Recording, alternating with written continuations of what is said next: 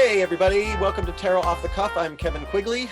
And I'm Nancy Antenucci, otherwise known as Nooch.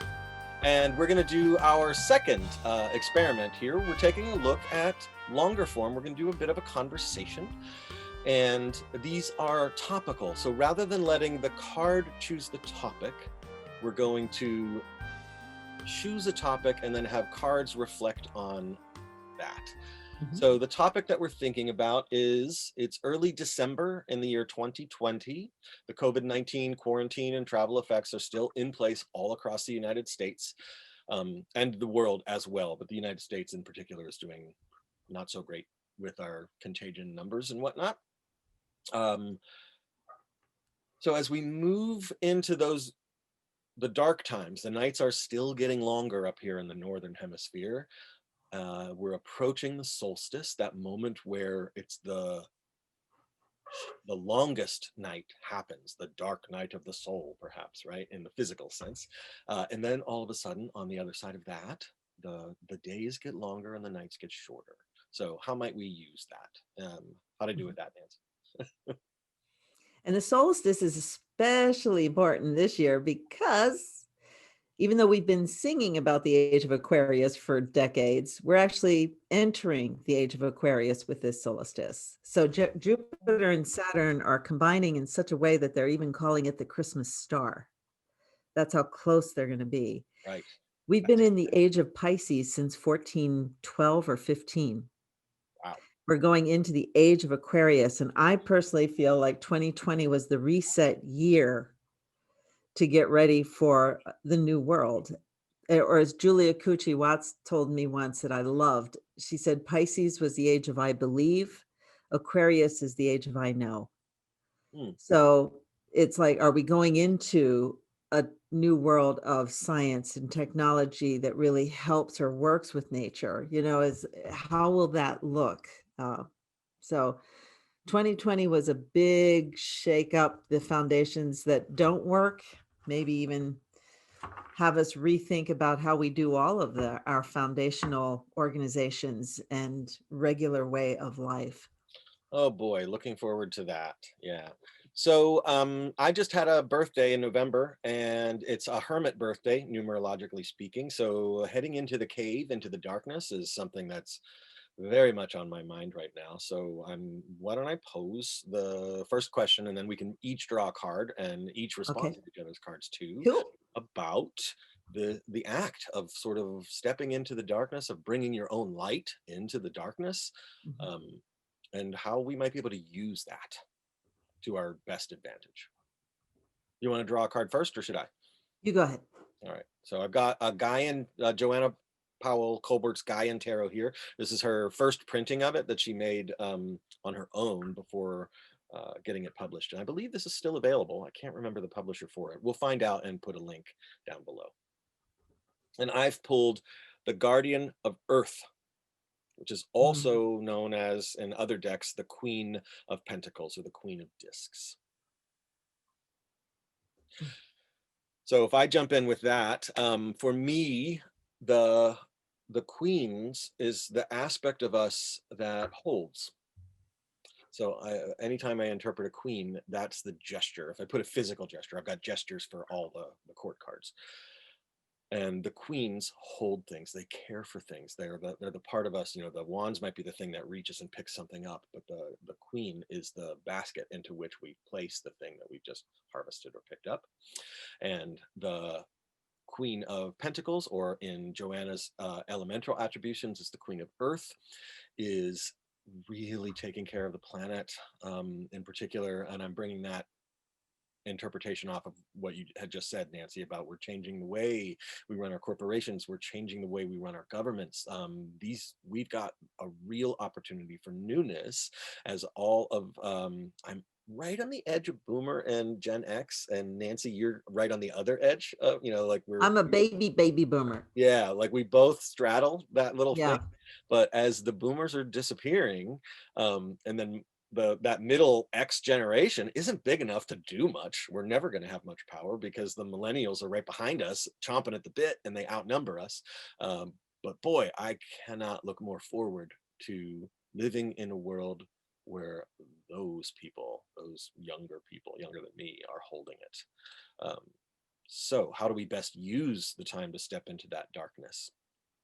Here it goes.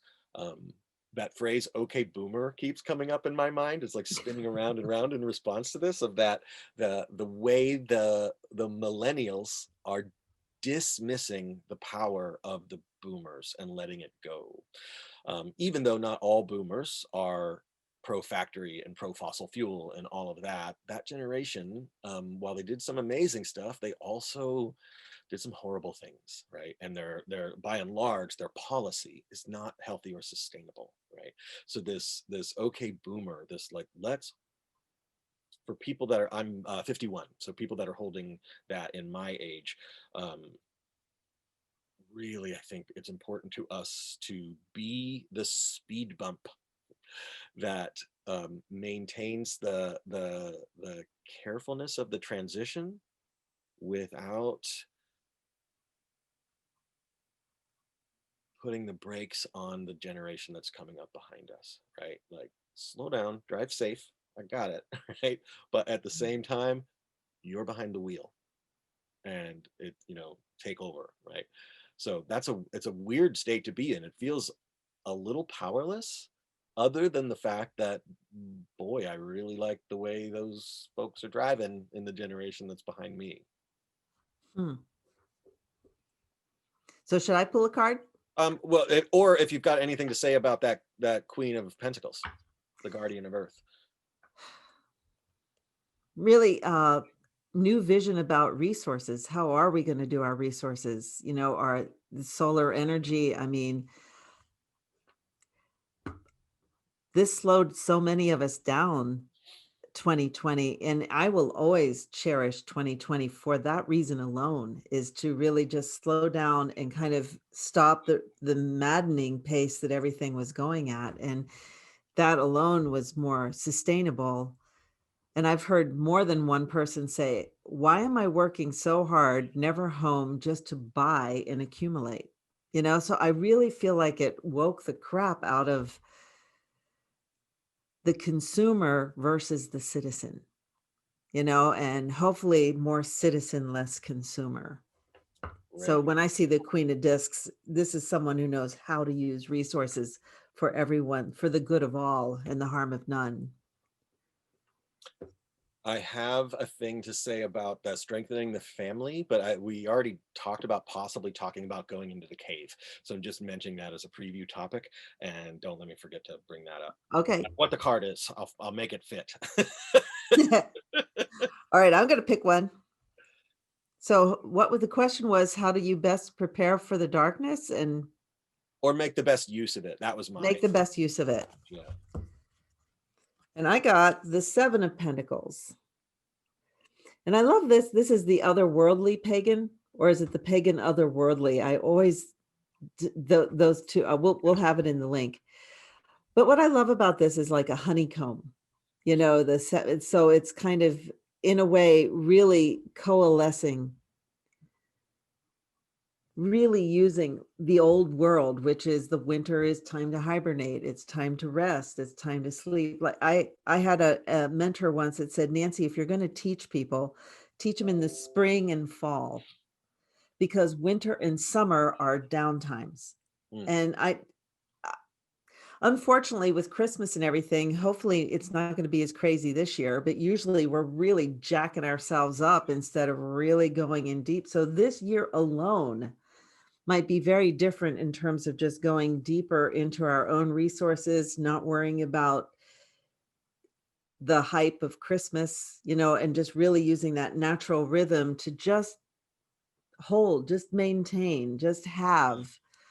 This isn't active, but it's not passive, it's just engaged. So, just how to engage with the darkness without mania, or, pushing it to getting to Christmas instead Okay. of, no, every day now is really holy. I haven't purchased a single Christmas gift. There's just an unspoken thing amongst my family and friends, was like, it's giving in that way is not what's going to matter. And my mother, for that matter, has gone so far as she's already like putting together a Zoom session for the holiday where we're going to play games. And she sent singing bowls, Tibetan singing bowls, my Catholic mom, to everyone in the family. And she's got something planned. Like she's going to lead us through some kind of a ceremony. Like, Wow. yeah, it's going to be really, Yeah, and I bought some interesting. services for friends that are experiences. Like my one friend, if you know, paid so much money, he would do a song for whatever song you want for whatever occasion. And I love Oh, him, and you know, he could use the money right now. love that. So I bought my mom a song, you know. So I'm just trying to help people that I know are kind of shaky right now, just try to send money their way, but send experiences to my friend, to Oh, my oh, family. great. Here's, because I'm a musician and I want to support that. I love that. Would you say his name and then we'll put a link down in the description of the video? Absolutely. It's actually his singing name is Mistress Ginger. So I will get a link to you. And we'll drop a link below the video. I love that idea. Oh, yeah. Oh, so Absolutely. okay, so since you had mentioned the cave as well, maybe because I had brought it up, and Yeah. then there was another thing that dropped into my mind. I'll say this comment about that, and then maybe we'll use that as a topic for 2 more cards. Years ago, I was speaking to an anthropologist friend who really knew her stuff, and she made 2 statements that blew my mind. I must have been in my early 30s at this point. The first one was that what we refer to as cave people, Paleolithic people, the amount of free time they experienced in their lives has been estimated, right? And in our lives, all of us are complaining. I know I am about, oh my gosh, I just need a moment of downtime. We're even just calling it downtime at this point, like time where we don't have to do anything at all other than free time, which is time where I get to choose what I want to do, right?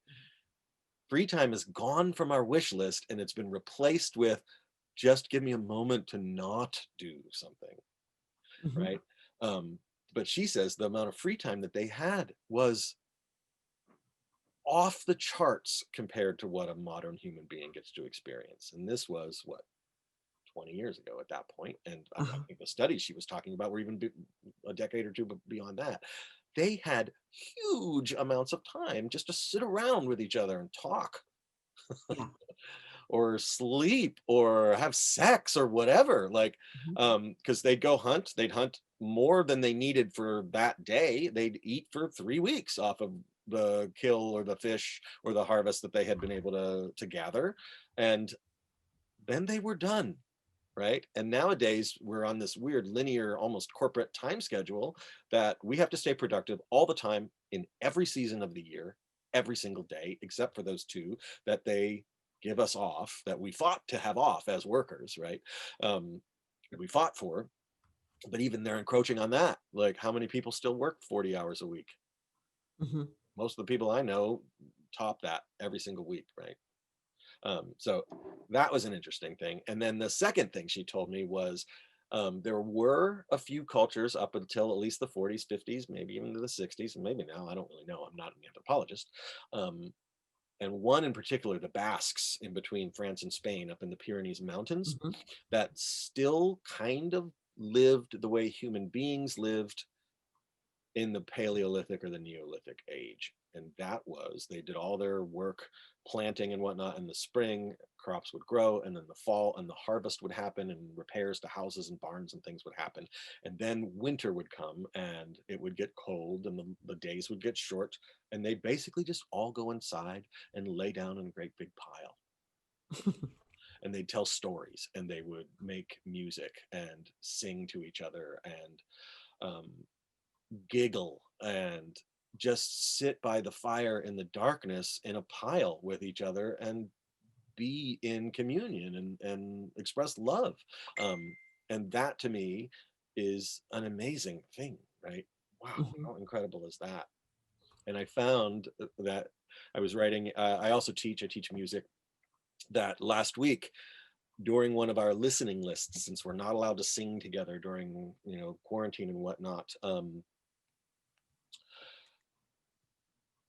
I did my second listening list for class was all music that was created or influenced by mountainous regions. Similar, I live in Vermont, so there's lots of rolling hills, and all of these little villages are sequestered, and you have to work to get from one village to another, especially if people were walking or skiing or using horses and wagons. Nowadays with the car, that's not such a big deal. But I painted a picture, and then I realized I'd ask them. So the question I asked was, how many of you middle schoolers, 6th, 7th, 8th graders, have had the experience of sitting around a campfire with friends and family long enough at night that the conversations have died down and it's quiet? And that moment goes for hours and stretches and stretches and stretches. And most of them have had that experience, live a very rural life up here. And then I said, now imagine singing the song that we just listened to with your family and the kids, grandparents, aunts and uncles, cousins, everybody in the same room, because that's the room where the fire is. It's warm. There's no electric light. There's no TV. There's no video games. There's no radio. Just hang out with each other. Somebody might tell a story. You might tell family anecdotes or jokes. You may play a game, right? Some people are knitting. And you have that meditative space where someone even might absent-mindedly start singing the song that everybody knows. Some people join in. They don't even realize they started singing, right? This is what our lives were as Americans, or just world citizens, human beings, every single night, every winter. All of them, right? How many of you have had this experience with your family ever? Just those few moments sitting around that campfire, right? But we don't go into a meditative collective trance anymore. Although I would say with 2020, because we can't really curtail going to movies and shopping and going out to eat, a lot of us have spent a lot more time with our families. Yes. And that was where my newsletter article to the parents wound up, is like, if you can, maybe take one night a week or maybe more and say, devices off, television off, all of it's gone, and just sit with each other in low light, candles, put the dimmer switch down. If you've got a fireplace or a wood stove, great. Spend the entire evening, eat dinner, and then until the kids go to bed. So you've got 2, 3, 4 hours, older kids maybe even more, where you're just hanging out, play a game, sing, but no electronics, right? Just be each other. So I'm hoping that might be one of our responses to COVID, where we reawaken our hunger for that and return to it even once we're finally able to re-engage with the world. So let's draw one more card. Okay. How could we frame that into an actual question or an issue, that idea? Let's see. The new light coming in. How to best nurture any new thing that you've learned through 2020, anything that you want to keep going, or what you've might have gained from this darkness if you do start going to bed early or taking a nice bath or helping somebody who, for instance, I'm very aware. I have a list of all my friends that live alone, and I'm checking in on them, because we're going into 9 months now. This is really hard for people. So what's the new light of the solstice? How will that shed? How will you nurture that light, like the sun growing stronger and stronger? How will you grow the light that is coming? Great. Okay. You want to pull first? Yeah. Got another pentacles. Well, that's Weird. kind of good. I mean, it's really about resources. To me, pentacles are time, energy, focus, money, and health. Those are all natural resources.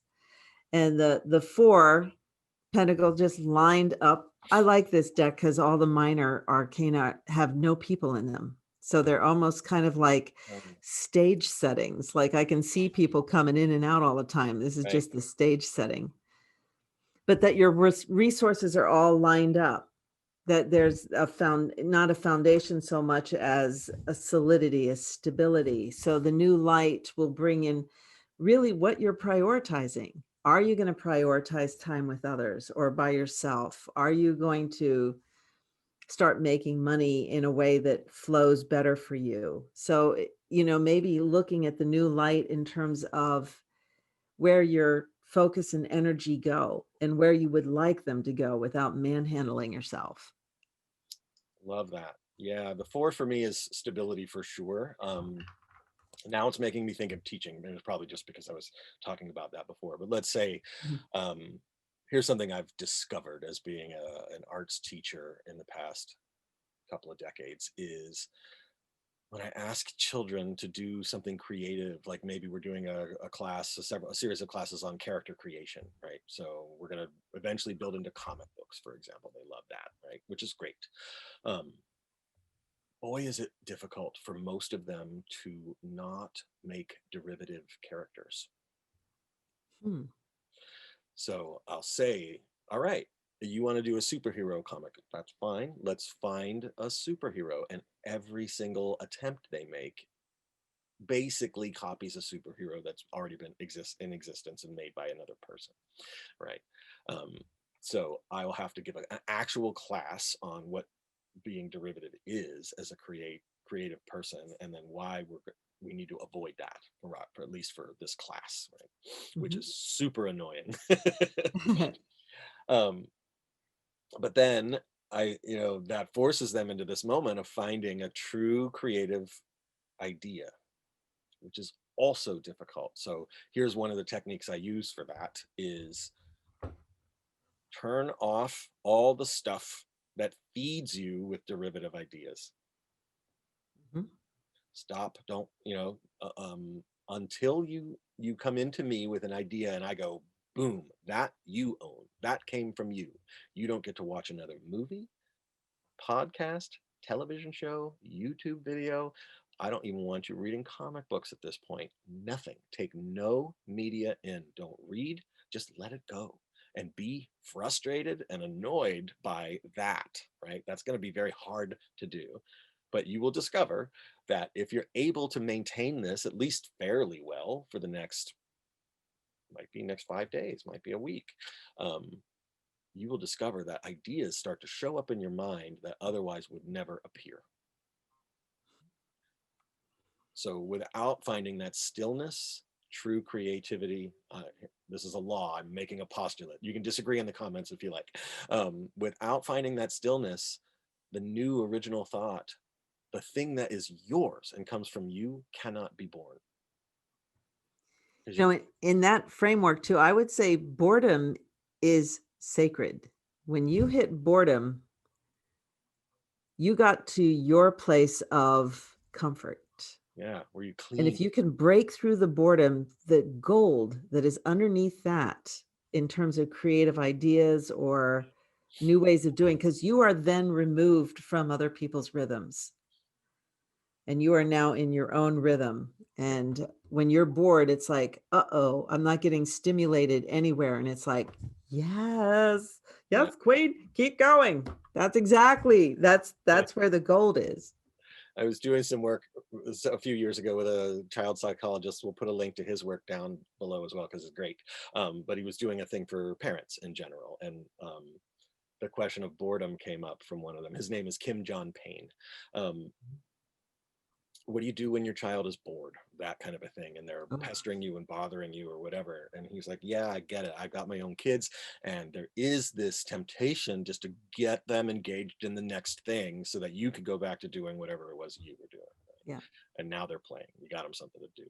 And he said, here's the strongest reaction I suggest any parent offer their child when they hear those words, I'm bored. And I wish I had a newspaper because he held up a little prop. And he says, you bend the corner of your newspaper over, you look at your child and you say, oh dear. And then you return to what you were doing.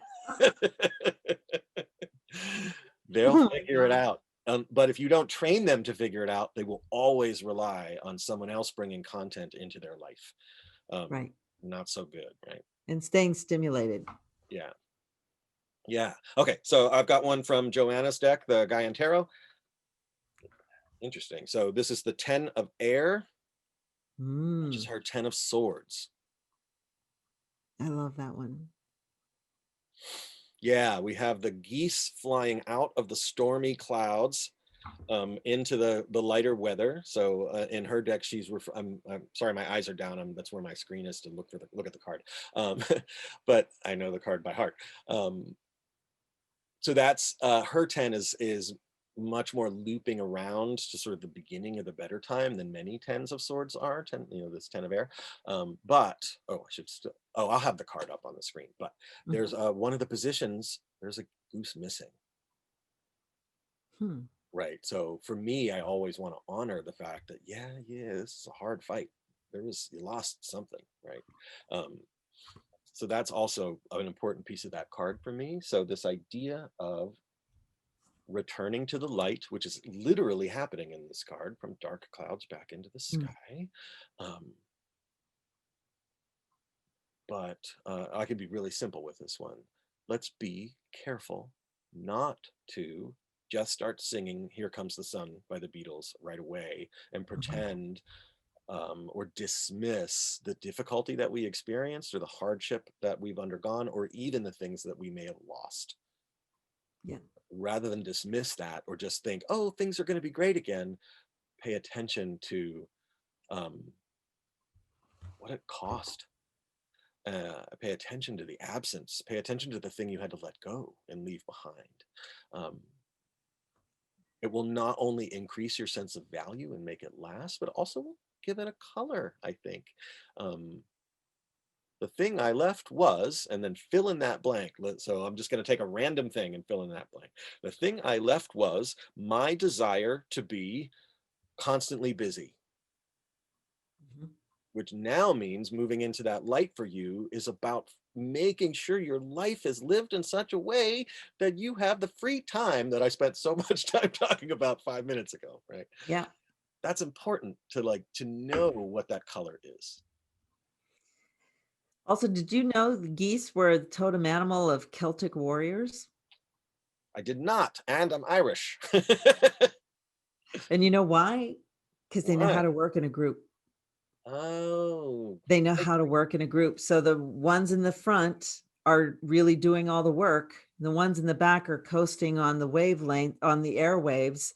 Then the ones in the front get tired and they rotate they support each other. and then Yeah, they coast. And how many of us as activists or your community or your church, the same three people do all the work and everybody else is just coasting. It's like, guys, stand up here for us. So it's like, I feel like when I saw the geese, I was like, wow, when we get to see each other again and get to hug each other again, it's, could we not take for granted what happened and just like really value our community, but in that community, really learn how to work so that certain ones don't get exhausted, that it's a rotation, you're don't just go for the comfort zone now because we mean too much to each other. yeah, yeah. It's really important. In one of the playlists, since I've been talking about those that I put together for listening, one of them went to the 6th grade, and the current 5th grade teacher at my school has a son in 6th grade, and she decided to listen to one of the playlists or was around when he was listening. It's a very musical family, and the song that I ended that playlist with, she sent me an email. She says, it destroyed me. um, and I'm getting choked up. I can't listen to this song without bursting into tears. So I'm going to name the song. Maybe we'll put a link down below, but it's a commercial song. It does have a little bit of schlock in it, but it was perfect for the middle school, right? Just perfect. It is a cover by a children's choir, which was recorded during COVID. So they're using separation, in all the shots, you can see they're all standing away from each other and all of that. Alicia Keys, Good Job. Mm. So we'll put a Wow. link down there, and it's gorgeous. And Alicia Keys' recording of it is also very moving. But to see this group of kids that are ranging, it looks like in the video from like 6 years old up to about 14, doing solos and singing. They're amazing professional level kid singers. But this idea of, yes, teachers, medical workers, retail workers. Nancy, you had mentioned that, it seems like things had slowed down, and my reaction to that comment was, not for me. Right. Yeah. Right. So like those of us that are considered essential workers we're getting our butts kicked Yeah. right now. And I literally had to not do something that I needed to get done so I could shave for this video. That's how crazy my life has been since all of this had started. It's been rough, and yeah, I'm gonna need to take a place further back in the V of the Geese train, once the vaccine hits, or or even if we have to go fully remote or something. But there's going to be a point where our systems are going to break if we're not able to get a real handle on this soon enough. They've already broke for definitely huge groups. So yeah. So what a weird place to end. But I guess in the idea of right around the time of the solstice, we are stepping back into the light. The planet is doing that because of its tilt in its orbit and the way that works out mathematically. But we are getting news that vaccines are close to being releasable. So hopefully that's going to be a new part of our lives, that an administration that seems to care a little bit more about the impact of this virus may be moving in. We tend to stay away from politics on this particular thing, but I know both Nancy and I have mentioned it in little pieces here and there in our other releases. Yeah. Yeah. Although I didn't say anything about the okay boomers, because I've definitely heard it from the boomers' point of view. And it's Right. like, there's there's another truth there too. But and conversation's important. Yeah, it's worth saying that we were just looking at our analytics for the channel before. So most of our viewers are boomers. Yeah. So really, okay, boomers. So we're glad you're here. Have a great solstice, everybody. Yeah, totally. Bringing in Aquarius, people. Bring it in. Any other holidays you celebrate? I hope they go off well. If you want to do a little music party with your family and take a key from my mom, I'll send her this link that she's been mentioned in one of my videos. She'll love that. And say hi to your families for us. Yeah. All right. Take care. All right. Bye-bye. Hey, this is Kevin. Hi, this is Nooch. Thanks for watching. If you like what you saw, please hit a thumbs up and subscribe. You'll know when new ones are coming. And share with your friends. We'll see you soon.